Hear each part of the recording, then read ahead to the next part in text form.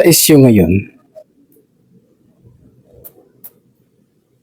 tungkol sa pamamahiya ni Vice Ganda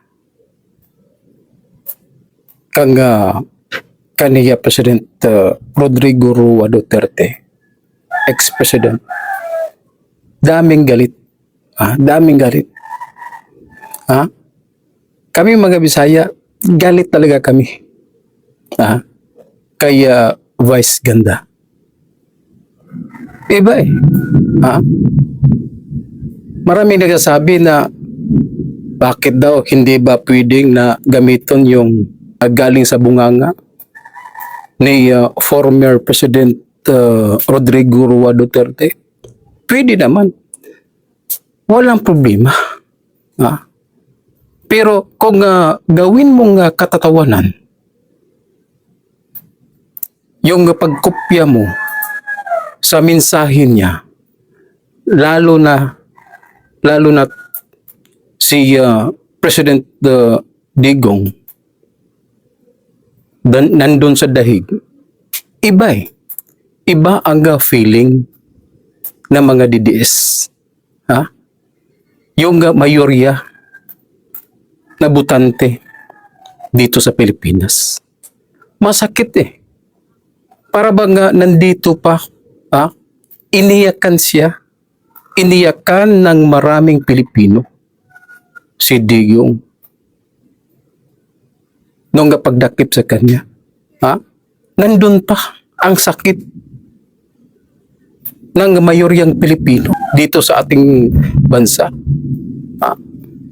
Tapos, ito ang ginagawa ni Vice Ganda na pamamahiya doon sa ating former President Rodrigo Roa Duterte.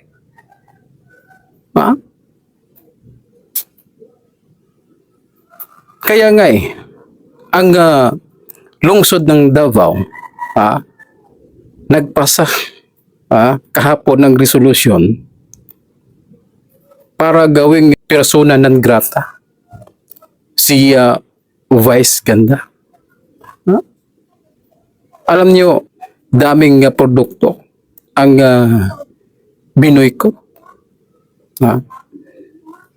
Ito yung pamahayag mensahe ni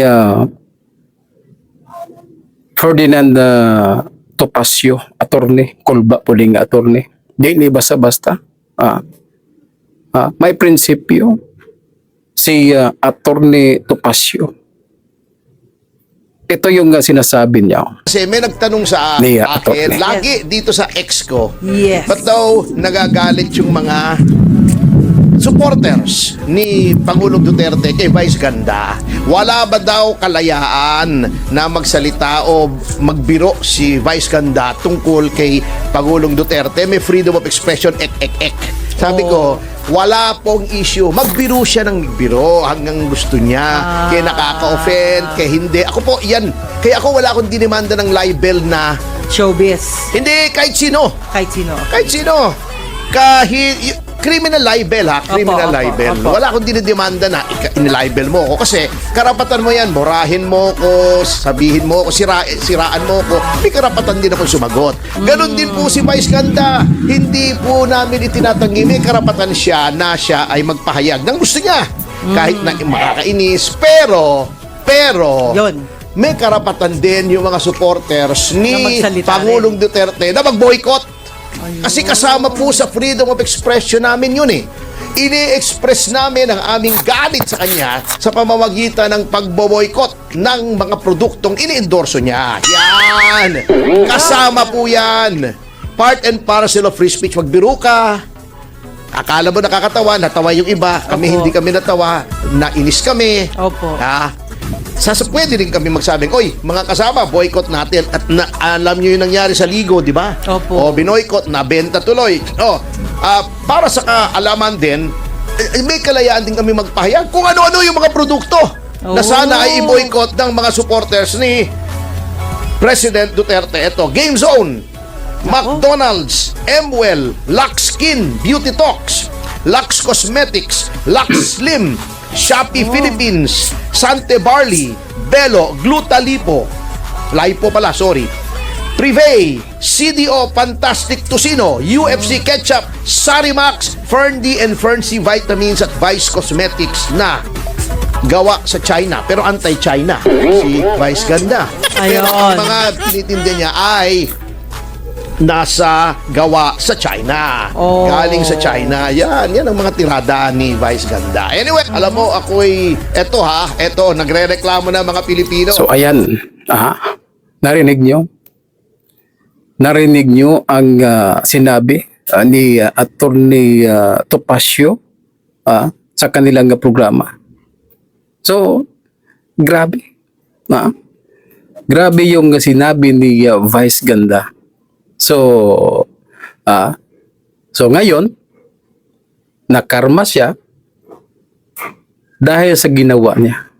At saka, attention, may banat din si Attorney Topacio kay Presidential Advisor Poverty Alleviation, Larry Gadon. Yun ang problema. Ito si Larry Gadon. Ang bungangan nito, para bang aso ba? Grabe. Kung makapanglait si Larry Gadon, para bang napaka-perfect niya. Isip presidential advisor. Akala siguro niya marami na siyang nagawa. Pero sa totoo lang, malaki ang sahod nito. Kwarta ng taong bayan ang ginastos sa pagpapasweldo ni Larry Gadon. Na dapat bumaba ang porsyento. Bumaba ang mga mahihirap dito sa ating bansa. Pero sa 3 taon niya, ang tanong, ano bang nagawa ni Larry Gadon? Basher to Basher to na mga Duterte. Walang nagawa na dapat ang gawin niya mapaliit ang porsyento ng ating mahihirap dito sa ating bansa. Kahit na yung mga teachers nagrereklamo na. Ating balikan si Attorney Ferdinand Topacio sa mga sinabi niya sa kanilang programa. Magaling to. Magaling ito na abogado. Suportahan natin to. Attorney Ferdinand Topacio. Okay. Alam mo, eto, nagre-reklamo na mga Pilipino. I-address natin to kasi di ba matagal na nating sinasabi, tagalin na yung Presidential Advisor for Poverty Alleviation, si Larry Gadon. Kasi hindi na naman na-alleviate ang poverty. Okay. Walang silbi. Okay. Poverty lang yang na-alleviate niya. Eto baka sabihin na sinisiraan ko lang si Larry Gadon. Walang personal dito. Eto ay batay sa pinakahuling survey. Ayun. Survey. Sa pinakahuling survey, Opo. may 11.9 milyong Pilipino na nagsasabi. Ito yung self-rated poverty. Opo. Na nagsasabing sila ay mahihirap. Ayun. Mga purdoy. Tumaas. Tumaas! Yan. Noong huling survey, noong Abril, 42% lamang ng mga Pilipino ang nagsasabing sila'y mga mahihirap. Ayun. Ngayon, 45% na tumaas. Nadagdag O, ho. ano nangyari sa poverty alleviation? Hindi na alleviate ang poverty. O, di ba, pagka isang puno ay nabubulok na yung bunga, dapat nang utasin. Kasi walang silbi eh. Tama. Oo. Ano silbi nung Presidential Advisor on Poverty Alleviation? Maling advice yata ang ginagawa. O, eto ba? Meron, yun nga, ang nangyari. Noong Abril, 11.1 million lamang na Pilipino ang nagsasabing sila ay mahirap. Ngayon, dumagdag ng 800,000.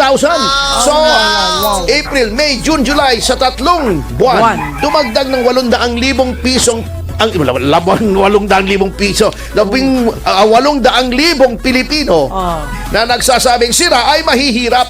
Hindi nyo pwedeng i-contest ito. Kahit anong datos ang ibigay nyo from NEDA na ang poverty incidence ay nabawasan kasi ito ang nararamdaman ng mga Pilipino. How can you argue doon sa nararanasan mismo ng Pilipino? Parang sinasabi mo sa akin, attorney, masakit ang ngipin ko. Sabihin ko sa iyo, hindi, kala mo lang yan. Pwede ba naman yun? Siya yung may sakit ng ngipin, baka ikipag-ari ko, hindi. Sabi niya, hindi, ako po ay mahirap. Hindi ka mahirap, ikaw ay mayaman. Kalokohan niyo lang ang tutom eh. Eto pa. Eto pa. Speaking of gutom, eto siguro, sasabihin na naman ni Auntie Claire, ito'y sinurvey ng 11:45 a.m. bago magtanghalian, kaya sinasabing gutom sila. O siguro 6:45 ng gabi, ay hindi pa naghahapunan. Kasi tumaas ang nagsasabi na mga Pilipino na sila ay nagugutom. Self-rated food poverty. Ito ay mga insidente ng isang sambahayan ay nagsasabing nahihirapan kaming makakain ng 3 beses isang araw. Nagugutom kami. Mula sa 35% lamang ang nagsasabi ng mga Pilipino na sila ay gutom. Naging 43%. Laki. Malapit-lapit na sa kalahati. Ano nangyari sa Presidential Advisor on Poverty Alleviation? Kasi naman, ang inaatubag sa halip na poverty alleviation ay minumura ang Korte Suprema. Pagkatapos, magdinimanda mo, nagagalit. Kung ikaw ba naman ay ang tinutuunan mo ng pansin ay yung babawasan ng paghihirap, kaysa kinukutya mo, inuupasala mo ang Korte Suprema, baka may silbi ka pa. Eto ba? Sabi nitong Okta Research, ang matinding pagtaas sa food poverty o sa gutom ay nagpapahiwatig lamang na ang mas maraming mga sambahayan ngayon ang naghihirap, naghihikahos na makabili ng pagkain. Dahil kung ikaw ay nahihirapang bumili ng pagkain, may problema tayo sa inflation. Correct. Kasi siyempre, ikaw, pag konti lamang ang pera mo, ano bang uunahin mo? Di ba? Pagkain eh. Sa tiyan. Di ba? Sa tiyan. Kung yung iyong sinasahod na nung mga nasa poverty level ay hindi na sapat para kumain ng 3 beses isang araw, ay malaki na problema mo. Yan ang sinasabi ko. Pagkatapos, anong ginagawa ng gobyerno? Nangungurakot na maraming tao, sinabi na naman. Pagkatapos, para magkaroon ng karagdagang kita ang gobyerno, mag-o-online gambling. Kasi kailangan